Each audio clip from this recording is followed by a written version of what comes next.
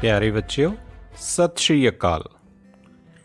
ਅੱਜ ਆਪਾਂ ਕਰਨ ਜਾ ਰਹੇ ਹਾਂ 8ਵੀਂ ਸ਼੍ਰੇਣੀ ਲਈ ਸਮਾਜਿਕ ਵਿਗਿਆਨ ਵਿਸ਼ੇ ਦਾ 17ਵਾਂ ਪਾਠ, ਜਿਸ ਦਾ ਸਿਰਲੇਖ ਹੈ ਇਸਤਰੀਆਂ ਅਤੇ ਸੁਧਾਰ।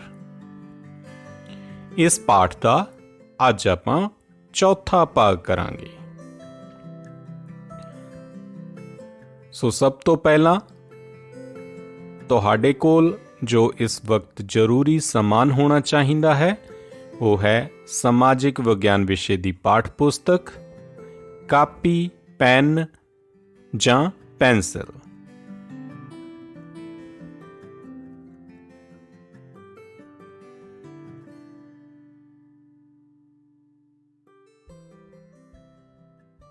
ਸੋ ਆਓ ਸ਼ੁਰੂ ਕਰਦੇ ਹਾਂ ਆਪਾਂ ਅੱਜ ਦਾ ਇਹ ਭਾਗ। ਪਿਆਰੇ ਬੱਚਿਓ, ਪਿਛਲੇ ਭਾਗਾਂ ਦੇ ਵਿੱਚ ਆਪਾਂ ਪੜ੍ਹਿਆ ਕਿ 19ਵੀਂ ਸਦੀ ਦੇ ਦੌਰਾਨ ਭਾਰਤ ਵਿੱਚ ਇਸਤਰੀ ਦੀ ਹਾਲਤ ਬਹੁਤ ਤਰਸਯੋਗ ਸੀ। ਉਸ ਸਮੇਂ ਬਹੁਤ ਤਰ੍ਹਾਂ ਦੀਆਂ ਅਜਿਹੀਆਂ ਕੁਰੀਤੀਆਂ ਪ੍ਰਚਲਿਤ ਸਨ ਜਿਨ੍ਹਾਂ ਦੇ ਕਾਰਨ ਭਾਰਤੀ ਇਸਤਰੀ ਸਮਾਜ ਵਿੱਚ ਬਹੁਤ ਹੀ ਦਰਦਮਈ ਜ਼ਿੰਦਗੀ ਬਿਤਾ ਰਹੀ ਸੀ।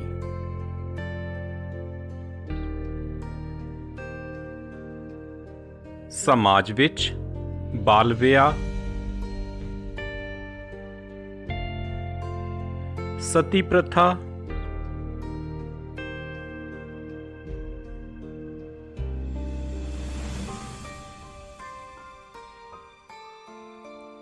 ਵਿਧਵਾ ਨਾਲ ਦੁਰਵਿਵਹਾਰ, ਇਸਤਰੀ ਉੱਤੇ ਅਤਿਆਚਾਰ ਕਰਨਾ ਆਦਿ ਆਮ ਗੱਲਾਂ ਸਨ।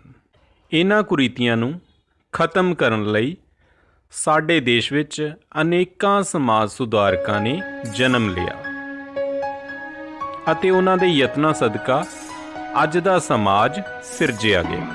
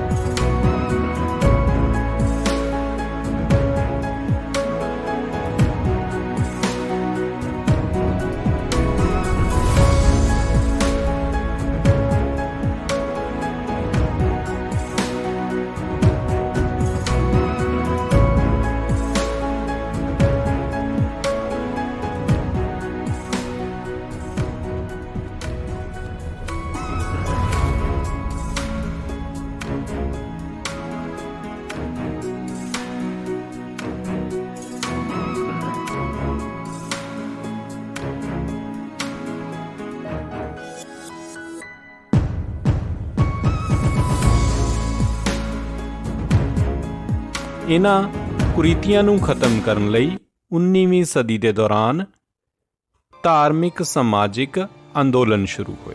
ਸੋ ਉਸੇ ਲੜੀ ਨੂੰ ਆਪਾਂ ਅੱਗੇ ਤੋਰਦੇ ਹਾਂ ਅਤੇ ਅੱਜ ਅਸੀਂ ਇਸ ਭਾਗ ਵਿੱਚ ਸਭ ਤੋਂ ਪਹਿਲਾਂ ਪੜ੍ਹਾਂਗੇ ਸ਼੍ਰੀਮਤੀ ਐਨੀ ਬੇਸੈਂਟ ਅਤੇ ਥਿਓਸੋਫਿਕਲ ਸੁਸਾਇਟੀ ਦੇ ਬਾਰੇ। ਥਿਓਸੋਫਿਕਲ ਸੁਸਾਇਟੀ ਦੀ ਸਥਾਪਨਾ 1875 ਈਸਵੀ ਵਿੱਚ ਨਿਊਯਾਰਕ, ਅਮਰੀਕਾ ਵਿੱਚ ਕੀਤੀ ਗਈ।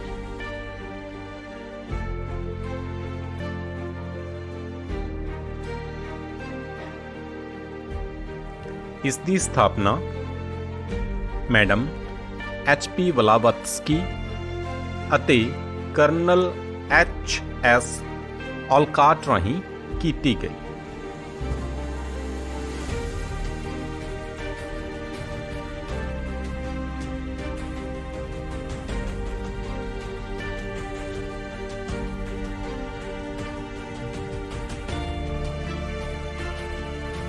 ਉਹ ਦੋਵੇਂ 1879 ਈਸਵੀ ਵਿੱਚ ਭਾਰਤ ਆਏ।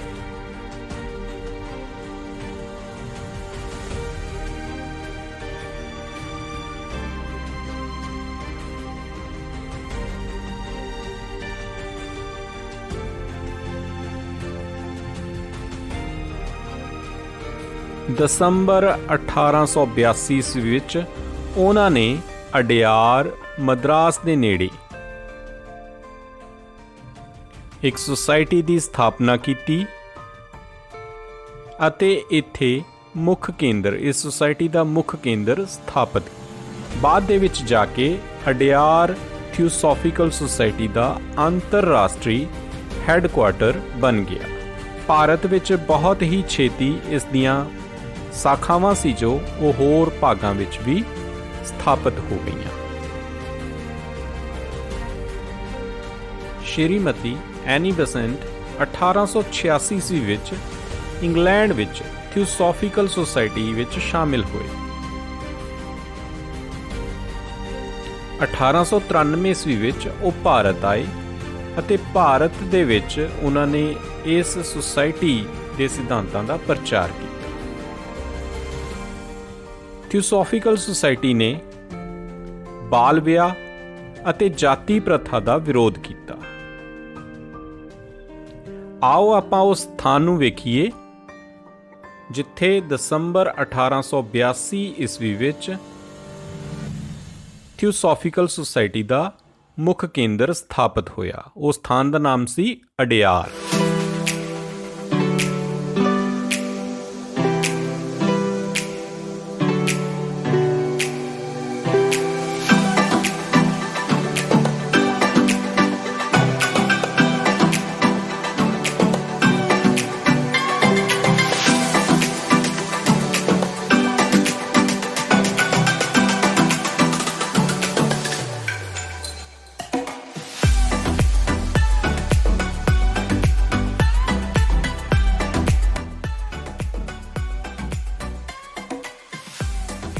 ਇਹ ਜੋ ਤੁਸੀਂ ਰੁੱਖ ਵੇਖ ਰਹੇ ਹੋ 450 ਸਾਲ ਇਸ ਰੁੱਖ ਦੀ ਉਮਰ ਹੈ, ਜੋ ਥਿਓਸੋਫਿਕਲ ਸੁਸਾਇਟੀ ਦੇ ਮੁੱਖ ਕੇਂਦਰ ਦੇ ਵਿੱਚ ਹੀ ਮੌਜੂਦ ਹੈ।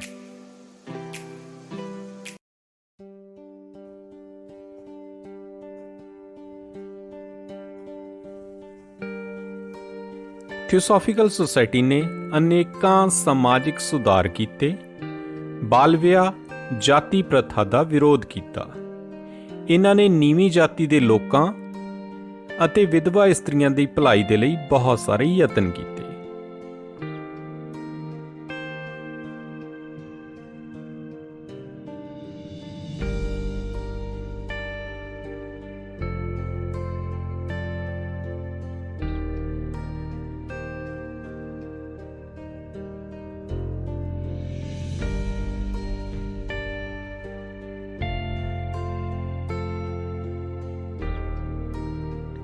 ਸੁਸਾਇਟੀ ਨੇ ਸਿੱਖਿਆ ਦੇ ਖੇਤਰ ਵਿੱਚ ਵੀ ਬਹੁਤ ਸਾਰੇ ਉਪਰਾਲੇ ਕੀਤੇ। ਬਹੁਤ ਸਾਰੇ ਥਾਂ ਦੇ ਉੱਤੇ ਇਹਨਾਂ ਨੇ ਲੜਕੇ ਅਤੇ ਲੜਕੀਆਂ ਲਈ ਸਕੂਲ ਖੋਲ੍ਹੇ। 1898 ਈਸਵੀ ਵਿੱਚ बनारस विखे ਸੈਂਟਰਲ ਹਿੰਦੂ ਕਾਲਜ ਦੀ ਸਥਾਪਨਾ ਕੀਤੀ ਗਈ, ਜਿੱਥੇ ਹਿੰਦੂ ਧਰਮ ਦੀ ਸਿੱਖਿਆ ਦੇ ਨਾਲ ਦੂਜੇ ਧਰਮਾਂ ਅਤੇ ਹੋਰ ਵਿਸ਼ਿਆਂ ਦੀ ਵੀ ਸਿੱਖਿਆ ਦਿੱਤੀ ਜਾਂਦੀ ਸੀ। ਸੋ ਆਓ ਹੁਣ ਵੇਖਦੇ ਹਾਂ ਇੱਕ ਝਲਕ ਬਨਾਰਸ ਵਿਖੇ ਸੈਂਟਰਲ ਹਿੰਦੂ ਕਾਲਜ ਜੋ ਸਥਾਪਿਤ ਹੋਇਆ ਸੀ 1898 ਈਸਵੀ ਵਿੱਚ।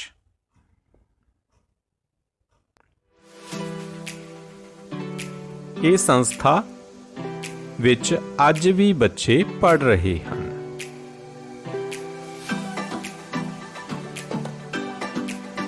ਇਸ ਸੰਸਥਾ ਨੂੰ ਖੁੱਲ੍ਹਿਆਂ 120 ਸਾਲਾਂ ਤੋਂ ਵੱਧ ਸਮਾਂ ਹੋ ਚੱਲਿਆ ਹੈ।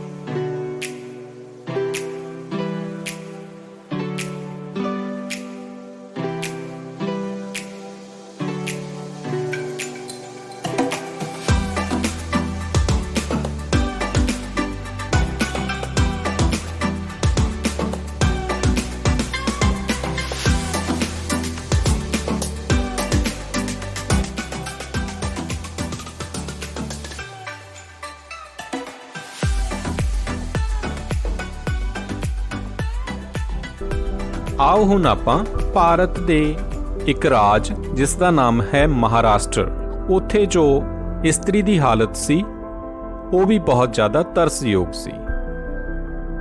ਸੋ ਮਹਾਰਾਸ਼ਟਰ ਦੁਆਰਾ ਇਸਤਰੀ ਦੀ ਹਾਲਤ ਜਾਂ ਦਸ਼ਾ ਨੂੰ ਸੁਧਾਰਨ ਲਈ ਕਈ ਸਮਾਜ ਸੁਧਾਰਕਾਂ ਨੇ ਜਨਮ ਲਿਆ। ਸਭ ਤੋਂ ਪਹਿਲਾਂ ਆਪਾਂ ਪੜ੍ਹਦੇ ਹਾਂ ਪਰਮਹੰਸ ਸਭਾ ਬਾਰੇ। 19ਵੀਂ ਸਦੀ ਵਿੱਚ ਮਹਾਰਾਸ਼ਟਰ ਦੇ ਸਮਾਜ ਸੁਧਾਰਕਾਂ ਨੇ ਸਮਾਜ ਵਿੱਚ ਜਾਗਰਤੀ ਲਿਆਉਣ ਲਈ ਅੰਦੋਲਨ ਸ਼ੁਰੂ ਕੀਤੇ, ਜਿਸ ਦੀ ਸ਼ੁਰੂਆਤ ਪਰਮਹੰਸ ਮੰਡਲੀ ਨਾਲ ਹੋਈ। ਇਸ ਦੀ ਸਥਾਪਨਾ 1849 ਈਸਵੀ ਵਿੱਚ ਕੀਤੀ ਗਈ। ਇਸ ਨੇ ਬੰਬਈ, ਜਿਸ ਦਾ ਮੌਜੂਦਾ ਨਾਮ ਹੈ ਮੁੰਬਈ, ਵਿੱਚ ਧਾਰਮਿਕ ਸਮਾਜਿਕ ਸੁਧਾਰ ਅੰਦੋਲਨ ਸ਼ੁਰੂ ਕੀਤੇ। ਇਹ ਮਹਾਰਾਸ਼ਟਰ ਦਾ ਪਹਿਲਾ ਸਮਾਜਿਕ ਧਾਰਮਿਕ ਸੰਗਠਨ ਸੀ। ਇਹਨਾਂ ਦਾ ਮੁੱਖ ਉਦੇਸ਼ ਮੂਰਤੀ ਪੂਜਾ ਅਤੇ ਜਾਤੀ ਪ੍ਰਥਾ ਦਾ ਵਿਰੋਧ ਕਰਨਾ ਸੀ। ਇਸ ਸਭਾ ਨੇ ਇਸਤਰੀ ਸਿੱਖਿਆ ਲਈ ਕਈ ਸਕੂਲ ਸਥਾਪਿਤ ਕੀਤੇ। ਰਾਤ ਦੇ ਸਮੇਂ ਸਿੱਖਿਆ ਦੇਣ ਵਾਲੀਆਂ ਸੰਸਥਾਵਾਂ ਦੀ ਵੀ ਸਥਾਪਨਾ ਕੀਤੀ ਗਈ। ਸੋ ਪਰਮਹੰਸ ਸਭਾ ਦਾ ਇਹਨਾਂ ਦਾ ਮੁੱਖ ਉਦੇਸ਼ ਸੀ ਜਾਤੀ ਪ੍ਰਥਾ ਦਾ ਵਿਰੋਧ। ਜਦੋਂ ਵੀ ਕੋਈ ਮੀਟਿੰਗ ਹੁੰਦੀ ਸੀ ਤਾਂ ਨੀਵੀਂ ਜਾਤੀ ਦੇ ਲੋਕ ਬਾਕੀ ਸਾਰੇ ਮੈਂਬਰਾਂ ਲਈ ਖਾਣਾ ਤਿਆਰ ਕਰਦੇ ਸਨ, ਜਿਸ ਦਾ ਮੁੱਖ ਉਦੇਸ਼ ਸੀ ਜਾਤੀ ਪ੍ਰਥਾ ਨੂੰ ਖਤਮ ਕਰਨਾ। ਇਹ ਔਰਤਾਂ ਦੀ ਸਿੱਖਿਆ ਅਤੇ ਵਿਧਵਾ ਵਿਆਹ ਦੇ ਹੱਕ ਵਿੱਚ ਸਨ।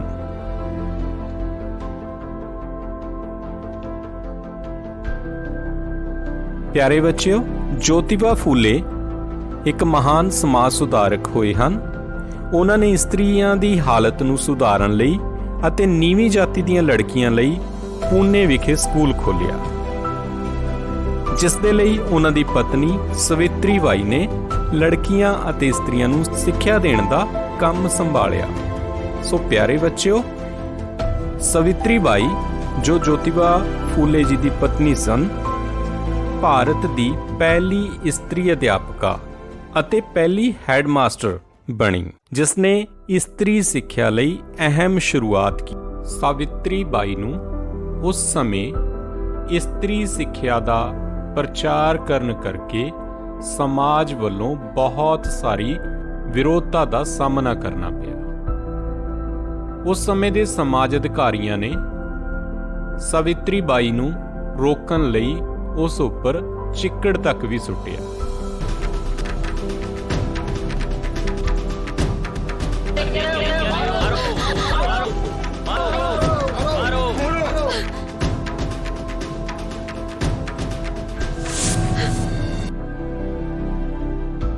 ਜਾਨੋਂ ਮਾਰਨ तक ਦੀਆਂ ਧਮਕੀਆਂ भी ਦਿੱਤੀਆਂ ਗਈਆਂ।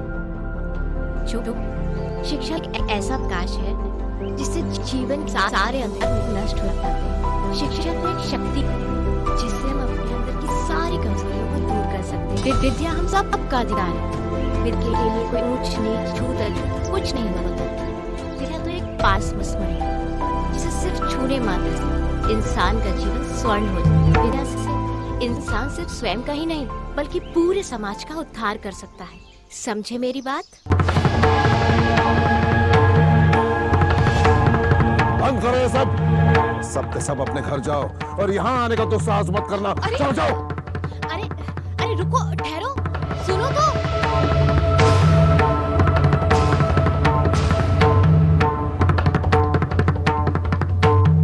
रुक जाओ। इतना अंतर रखना कि तुम्हारी अशुभ छाया हम तक नहीं पहुंचनी चाहिए। हमारी बराबरी करने की चेष्टा मत करो, नहीं तो हमारा एक निर्देश तुम्हें ऐसा दंड देगा कि तुम्हारी सारी निष्ठा मिट्टी में मिल जाएगी। हम स्वयं यहाँ की व्यवस्था हैं, हम स्वयं यहाँ के दंड हैं, हम स्वयं। देखो सावित्री, यदि कल तक तुमने अपना ये प्रयास बंद नहीं किया तो कल के सूर्यास्त तक तुम सदा सदा के लिए अस्त हो जाओगे। एक सावित्री के अस्त होने से मेरा निश्चय अस्त नहीं होगा महाराज। लोगों को शिक्षित करना कोई अपराध तो नहीं। अरे हमारे शास्त्रों का विरोध करना ही सबसे बड़ा अपराध है। किसी भी शास्त्र में ये तो नहीं लिखा कि शिक्षा प्राप्ति अपराध है। तो तुम अभी हमें ज्ञान दोगी? हाँ सावित्री, हमें ज्ञान दोगी तुम? नहीं, मैं सिर्फ अज्ञानता मिटा रही हूँ। इसका परिणाम बहुत बुरा होगा सावित्री। चिंता नहीं। अरे बहिष्कृत कर देंगे तुम्हें, दाना पानी उठ जाएगा इस गांव से, बाहर निकाल देंगे गांव से तुम्हें। तो एक नए समाज का निर्माण होगा। तो तुम हमें ललकार रही हो? नहीं महाराज, ये पुकार मेरी नहीं बल्कि आने वाले कल की आहट है। अरे तुम्हारा आने वाला कल तो और भी ज्यादा दुश्वार होगा सावित्री, याद रखना। मुझे कल की नहीं काल की चिंता है। अरे हम स्वयं काल हैं, हम महाकाल हैं। तो ठीक है, अब आप ही मेरा काल निश्चित कीजिए कि आने वाले कल को आप दुश्वार करते हैं या आने वाला कल आपको दुरुस्त करता है। आज्ञा दीजिए महाराज।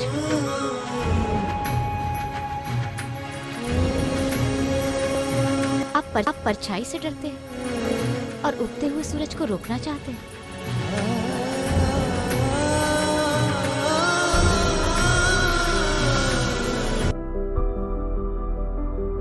परंतु सावित्री बाई अपने दृढ़ इरादे करके सिੱਖਿਆ ਇਸਤਰੀ ਦੇ ਪ੍ਰਚਾਰ ਕਰਨ ਵਿੱਚ ਸਫਲ ਰਹੇ।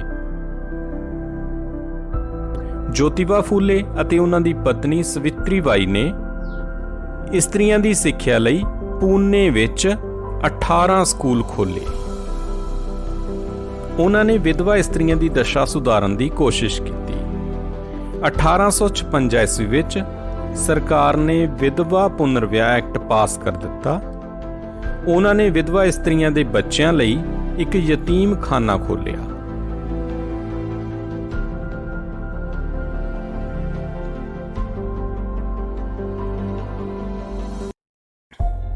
ਮਹਾਰਾਸ਼ਟਰ ਦੇ ਹੀ ਇੱਕ ਹੋਰ ਮਹਾਨ ਸਮਾਜ ਸੁਧਾਰਕ ਗੋਪਾਲ ਹਰੀ ਦੇਸ਼ਮੁਖ ਸਨ, ਜਿਹੜੇ ਕਿ ਲੋਕ ਹਿਤਕਾਰੀ ਦੇ ਨਾਮ ਨਾਲ ਪ੍ਰਸਿੱਧ ਸਨ। ਉਹਨਾਂ ਨੇ ਸਮਾਜਿਕ ਬੁਰਾਈਆਂ ਦਾ ਖੰਡਨ ਕੀਤਾ ਅਤੇ ਇਹਨਾਂ ਦੇ ਸੁਧਾਰ ਲਈ ਪ੍ਰਚਾਰ ਕੀਤਾ। ਇਸ ਤੋਂ ਬਾਅਦ ਅੱਗੇ ਆਪਾਂ ਪੜ੍ਹਦੇ ਹਾਂ ਪ੍ਰਾਰਥਨਾ ਸਮਾਜ ਬਾਰੇ। ਪ੍ਰਾਰਥਨਾ ਸਮਾਜ ਦੀ ਸਥਾਪਨਾ ਮਹਾਰਾਸ਼ਟਰ ਦੇ ਵਿੱਚ ਹੀ 1867 ਈਸਵੀ ਵਿੱਚ ਹੋਈ।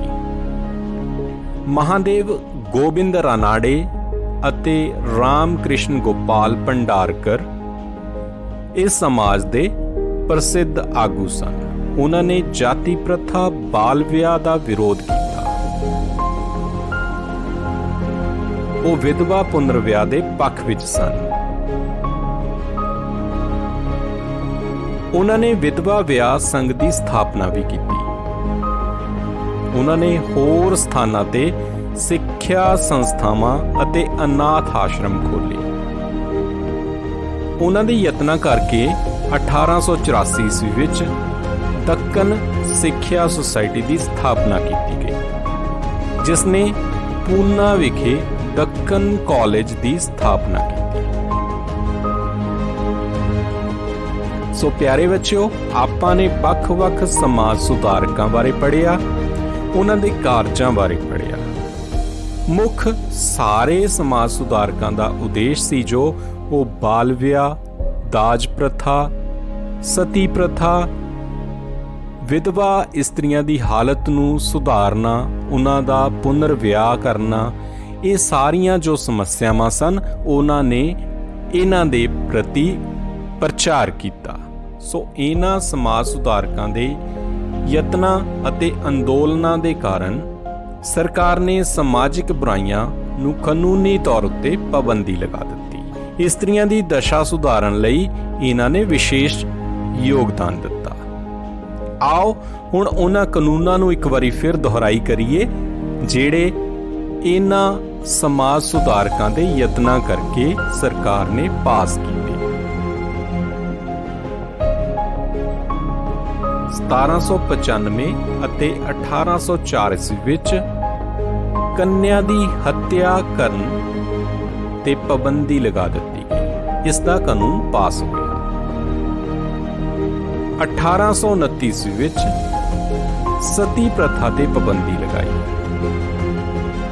ਇਹ ਕਾਨੂੰਨ ਪਾਸ ਕੀਤਾ ਗਿਆ ਲਾਰਡ ਵਿਲੀਅਮ ਬੈਂਟਿਕ ਦੁਆਰਾ। ਉਸ ਤੋਂ ਬਾਅਦ 1843 ਵਿੱਚ ਭਾਰਤ ਵਿੱਚ ਦਾਜ ਪ੍ਰਥਾ ਖਤਮ ਕਰਨ ਲਈ ਕਾਨੂੰਨ ਪਾਸ ਕੀਤਾ ਗਿਆ। ਫਿਰ 1856 ਈਸਵੀ ਵਿੱਚ ਵਿਧਵਾ ਪੁਨਰ ਵਿਆਹ ਕਾਨੂੰਨ ਪਾਸ ਕੀਤਾ ਗਿਆ। ਇਸ ਦੇ ਲਈ ਵਿਸ਼ੇਸ਼ ਜਿਹੜਾ ਯੋਗਦਾਨ ਸੀ ਉਹ ਸੀ ਈਸ਼ਵਰ ਚੰਦਰ ਵਿਦਿਆਸਾਗਰ ਜੀ ਦਾ। 1860 ਈਸਵੀ ਵਿੱਚ ਲੜਕੀਆਂ ਦੀ ਵਿਆਹ ਦੀ ਉਮਰ ਲਈ ਕਾਨੂੰਨ ਪਾਸ ਕੀਤਾ ਗਿਆ। ਇਸ ਕਾਨੂੰਨ ਅਨੁਸਾਰ ਲੜਕੀ ਦੀ ਉਮਰ ਘੱਟ ਤੋਂ ਘੱਟ 10 ਸਾਲ ਨਿਸ਼ਚਿਤ ਕੀਤੀ ਗਈ। ਸੋ ਪਿਆਰੇ ਬੱਚਿਓ, ਇਸ ਕਾਨੂੰਨ ਤੋਂ ਆਪਾਂ ਸੌਖੇ ਅੰਦਾਜ਼ਾ ਲਗਾ ਸਕਦੇ ਹਾਂ ਕਿ ਉਸ ਸਮੇਂ 10 ਸਾਲ ਤੋਂ ਵੀ ਛੋਟੀ ਉਮਰ ਦੀਆਂ ਬੱਚੀਆਂ ਦਾ ਵਿਆਹ ਕਰ ਦਿੱਤਾ ਜਾਂਦਾ ਸੀ। 1929 ਈਸਵੀ ਵਿੱਚ ਸ਼ਾਰਦਾ ਐਕਟ ਅਨੁਸਾਰ ਲੜਕੇ ਲਈ ਵਿਆਹ ਦੀ ਉਮਰ 16 ਸਾਲ ਅਤੇ ਲੜਕੀਆਂ ਦੇ ਵਿਆਹ ਦੀ ਉਮਰ 14 ਸਾਲ ਨਿਸ਼ਚਿਤ ਕੀਤੀ ਗਈ। ਦੇਸ਼ ਆਜ਼ਾਦ ਹੋਣ ਤੋਂ ਬਾਅਦ 1950 ਈਸਵੀ ਵਿੱਚ ਲੜਕੀ ਦੀ ਉਮਰ 18 ਸਾਲ ਅਤੇ ਲੜਕੇ ਦੀ ਉਮਰ 21 ਸਾਲ ਕਰ ਦਿੱਤੀ ਗਈ। 1872 ਈਸਵੀ ਵਿੱਚ ਸਰਕਾਰ ਨੇ ਅੰਤਰਜਾਤੀ ਵਿਆਹ ਕਰਵਾਉਣ ਦੀ ਪ੍ਰਵਾਨਗੀ ਦੇ ਦਿੱਤੀ। ਇਸ ਦੇ ਲਈ ਕਾਨੂੰਨ ਪਾਸ ਕੀਤਾ ਗਿਆ। ਸਿੱਖਿਆ ਦੇ ਸੰਬੰਧੀ 1854 ਈਸਵੀ ਵਿੱਚ ਵੁੱਡ ਡਿਸਪੈਚ ਰਾਹੀਂ ਇਸਤਰੀਆਂ ਦੀ ਸਿੱਖਿਆ ਤੇ ਜ਼ੋਰ ਦਿੱਤਾ ਗਿਆ। ਸੋ ਪਿਆਰੇ ਬੱਚਿਓ, ਇਹ ਉਹ ਵੱਖ-ਵੱਖ ਕਾਨੂੰਨ ਸਨ ਜਿਹੜੇ ਪਾਸ ਹੋਏ ਭਾਰਤ ਦੇ ਵਿੱਚ, ਜਿਨ੍ਹਾਂ ਦੇ ਪਿੱਛੇ ਸਾਡੇ ਭਾਰਤੀ ਸਮਾਜ ਸੁਧਾਰਕਾਂ ਦਾ ਬਹੁਤ ਜ਼ਿਆਦਾ ਯੋਗਦਾਨ ਰਿਹਾ। ਇਹਨਾਂ ਸਮਾਜ ਸੁਧਾਰਕਾਂ ਨੇ ਇਹ ਸੁਧਾਰ ਕਰਵਾ ਕੇ ਸਾਡੇ ਭਾਰਤ ਦੇ ਵਿੱਚ ਇਸਤਰੀ ਦੀ ਦਸ਼ਾ ਨੂੰ ਸੁਧਾਰਨ ਵਿੱਚ ਬਹੁਤ ਵੱਡਾ ਉਪਰਾਲਾ ਕੀਤਾ ਹੈ। ਦੁਹਰਾਈ ਦੇ ਲਈ ਪਾਠ ਪੁਸਤਕ ਦੇ ਅਭਿਆਸ ਦੇ ਵਿੱਚੋਂ ਪ੍ਰਸ਼ਨ ਨੰਬਰ 13, ਮਹਾਰਾਸ਼ਟਰ ਦੇ ਸਮਾਜ ਸੁਧਾਰਕਾਂ ਦੁਆਰਾ ਇਸਤਰੀਆਂ ਦੀ ਹਾਲਤ ਸੁਧਾਰਨ ਲਈ ਪਾਏ ਗਏ ਯੋਗਦਾਨ ਦਾ ਵਰਣਨ ਕਰੋ। ਇਸ ਪ੍ਰਸ਼ਨ ਦੇ ਉੱਤਰ ਵਿੱਚ ਆਪਾਂ ਪਰਮਹੰਸ ਸਭਾ ਅਤੇ ਪ੍ਰਾਰਥਨਾ ਸਮਾਜ ਬਾਰੇ ਦੱਸਾਂਗੇ।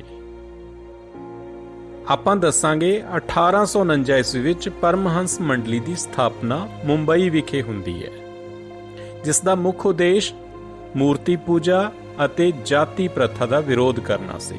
ਇਸ ਸਭਾ ਨੇ ਇਸਤਰੀ ਸਿੱਖਿਆ ਦੇ ਲਈ ਕਈ ਸਕੂਲ ਸਥਾਪਿਤ ਕੀਤੇ, ਜਿੱਥੇ ਰਾਤ ਦੇ ਸਮੇਂ ਸਿੱਖਿਆ ਦਿੱਤੀ ਜਾਂਦੀ ਸੀ। ਜੋਤੀਬਾ ਫੂਲੇ ਨੇ ਇਸਤਰੀਆਂ ਦੀ ਹਾਲਤ ਸੁਧਾਰਨ ਲਈ ਨੀਵੀਂ ਜਾਤੀ ਦੀਆਂ ਲੜਕੀਆਂ ਲਈ ਪੂਨੇ ਵਿਖੇ ਇੱਕ ਸਕੂਲ ਸਥਾਪਿਤ ਕੀਤਾ। ਵਿਧਵਾ ਇਸਤਰੀਆਂ ਦੀ ਦਸ਼ਾ ਨੂੰ ਸੁਧਾਰਨ ਲਈ ਕੋਸ਼ਿਸ਼ ਕੀਤੀ ਗਈ। ਇਸ ਦੇ ਨਾਲ ਹੀ ਅਸੀਂ ਦੱਸਾਂਗੇ ਮਹਾਰਾਸ਼ਟਰ ਦੇ ਇੱਕ ਹੋਰ ਸਮਾਜ ਸੁਧਾਰਕ ਗੋਪਾਲ ਹਰੀ ਦੇਸ਼ਮੁਖ ਜੀ ਦੇ ਬਾਰੇ, ਜਿਨ੍ਹਾਂ ਨੂੰ ਲੋਕ ਹਿਤਕਾਰੀ ਦੇ ਨਾਮ ਨਾਲ ਵੀ ਜਾਣਿਆ ਜਾਂਦਾ ਹੈ। ਇਹਨਾਂ ਨੇ ਸਮਾਜਿਕ ਬੁਰਾਈਆਂ ਦਾ ਖੰਡਨ ਕੀਤਾ ਅਤੇ ਇਹਨਾਂ ਦੇ ਸੁਧਾਰ ਦਾ ਪ੍ਰਚਾਰ ਵੀ ਕੀਤਾ ਸੀ। ਇਸ ਤੋਂ ਬਾਅਦ ਫਿਰ ਆਪਾਂ ਦੱਸਣਾ ਹੈ ਪ੍ਰਾਰਥਨਾ ਸਮਾਜ ਬਾਰੇ, ਜਿਸ ਦੀ ਸਥਾਪਨਾ 1867 ਈਸਵੀ ਵਿੱਚ ਹੋਈ। ਮਹਾਦੇਵ ਗੋਬਿੰਦ ਰਾਨਾਡੇ ਅਤੇ ਰਾਮ ਕ੍ਰਿਸ਼ਨ ਗੋਪਾਲ ਭੰਡਾਰਕਰ ਇਸ ਸਮਾਜ ਦੇ ਪ੍ਰਸਿੱਧ ਆਗੂ ਸਨ। ਇਹਨਾਂ ਨੇ ਵੀ ਜਾਤੀ ਪ੍ਰਥਾ, ਬਾਲ ਵਿਆਹ ਦਾ ਵਿਰੋਧ ਕੀਤਾ। ਉਹ ਵਿਧਵਾ ਪੁਨਰ ਵਿਆਹ ਦੇ ਪੱਖ ਵਿੱਚ ਸਨ। ਪ੍ਰਾਰਥਨਾ ਸਮਾਜ ਨੇ ਸਿੱਖਿਆ ਸੰਸਥਾਵਾਂ ਅਤੇ ਅਨਾਥ ਆਸ਼ਰਮ ਖੋਲ੍ਹੇ। 1884 ਈਸਵੀ ਵਿੱਚ ਦੱਖਣ ਸਿੱਖਿਆ ਸੁਸਾਇਟੀ ਦੀ ਸਥਾਪਨਾ ਕੀਤੀ, ਜਿਸ ਨੇ ਪੂਨੇ ਵਿੱਚ ਦੱਖਣ ਕਾਲਜ ਦੀ ਸਥਾਪਨਾ ਕੀਤੀ।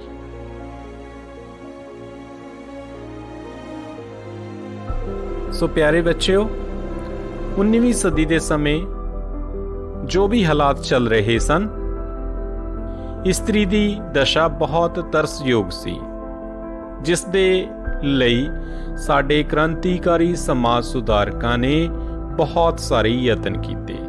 ਉਹਨਾਂ ਦੇ ਯਤਨਾਂ ਸਦਕਾ ਹੀ ਉਹ ਕੁਰੀਤੀਆਂ ਕਾਨੂੰਨੀ ਤੌਰ ਉੱਤੇ ਸਾਡੇ ਭਾਰਤ ਦੇ ਸਮਾਜ ਵਿੱਚੋਂ ਖਤਮ ਹੋ ਸਕੀਆਂ। ਸੋ ਪਾਠ ਨੰਬਰ 17 ਇਸਤਰੀਆਂ ਅਤੇ ਸੁਧਾਰ ਅੱਜ ਇੱਥੇ ਹੀ ਸਮਾਪਤ ਕਰਦੇ ਹਾਂ। ਮੈਂ ਉਮੀਦ ਕਰਦਾ ਹਾਂ ਮੇਰੇ ਵੱਲੋਂ ਦਿੱਤੀ ਗਈ ਜਾਣਕਾਰੀ ਤੁਹਾਨੂੰ ਇਹ ਸਾਰਾ ਪਾਠ ਸਮਝਣ ਦੇ ਵਿੱਚ ਸਹਿਯੋਗੀ ਹੋਵੇਗੀ। ਆਪ ਸਾਰਿਆਂ ਦਾ ਸਮਾਂ ਦੇਣ ਲਈ ਬਹੁਤ ਬਹੁਤ ਧੰਨਵਾਦ। ਖੁਸ਼ ਰਹੋ।